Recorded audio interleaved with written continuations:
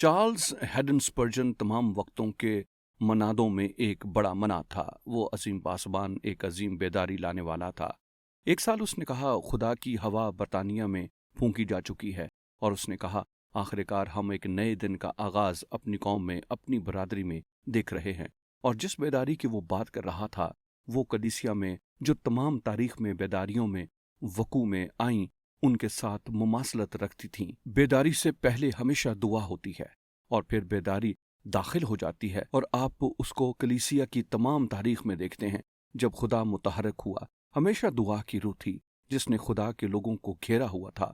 آپ پرانے نامے میں پیچھے جائیں اور نہمیہ نے سنا کہ یروشلم کی دیواریں گرا دی گئی ہیں۔ اس کا دل ٹوٹ گیا اور وہ رویا، اور وہ خدا کے سامنے چلایا، اور خدا نے اسے یروشلم کی دیواروں کو تعمیر کرنے کے متعلق رویا دکھائی۔ اور یہ ہے جو بیداری میں وقوع میں آتا ہے۔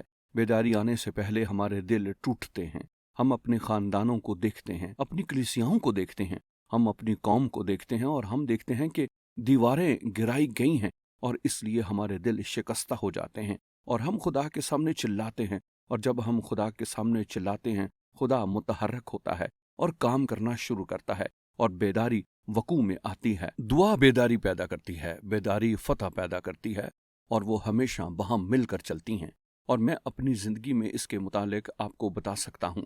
میری زندگی اور میری خدمت نے بھی ایک بیداری میں جنم لیا، جب ایک شخص نے جو پاسبان تھا خدا کے سامنے چلانا شروع کیا، کیونکہ اس نے دیکھا کہ اس کی کلیسیا میں سے نوجوان جا چکے ہیں۔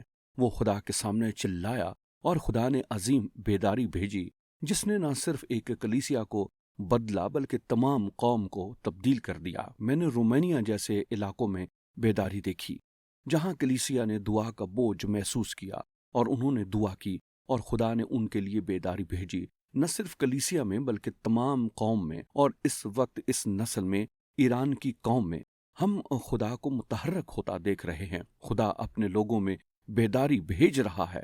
لوگ مسیح پر ایمان لا رہے ہیں، لیکن یہ شروع اس وقت ہوتا ہے جب اس کے لوگ خدا کے سامنے چلانا شروع کرتے ہیں اور اس کے طالب ہوتے ہیں۔ بیداری ہمیشہ دعا کے ساتھ منسلک ہے۔ دعا فتح کو جنم دیتی ہے، فتح بیداری پیدا کرتی ہے، اس لیے ہمیں ضرور دعا کرنی چاہیے۔ میں آج آپ کی حوصلہ افزائی کرنا چاہتا ہوں کہ خدا کے چہرے کے مشتاق ہوں، دعا کرنے اور اس کو پکارنے کے لیے۔